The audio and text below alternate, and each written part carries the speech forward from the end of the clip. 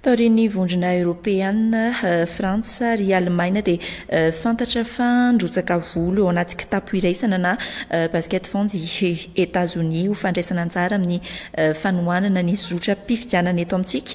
Nambarany eo anivon'ny CENI fa tsy maintsy atao izay ampy ny teti-bola hiatrehana ny fifidianana. Anjofi Rabemanakatsa eo amin'ny rindran-tsary Fabricien Rakotoarimanana.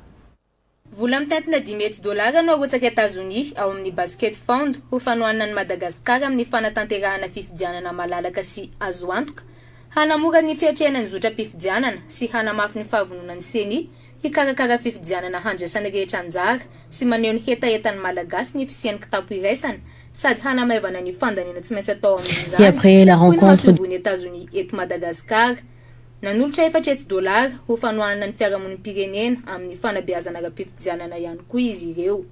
Ny basket fond dia natao hanohanana ny fiatrehan'ny Madagasikara fifidianana ihany fa tsy miantoka ny fandaniana rehetra, hoy ny solitena maritry ny PNUD eto Madagasikara. Namafisy ny filohan'ny CENI kosa fa tsy maintsy ho ampy ny teti-bola ilaina amin'ny fiatrehana fifidianana. Tonga teo tokoa ny mahasovo ny ambasady amerikana io noho ny fanamahana tamin'ny fomba ofisialy ny fandraisana anjara atao zareo ataontsika hoe kitapo iombonana na io le ataontsika hoe basket fond. Atao zay tsy maintsy mahampy ny teti-bola. Araka le tenenitsika hoe le basket fond zany dia tantsorika atao amin'ny fanjakana malagasy.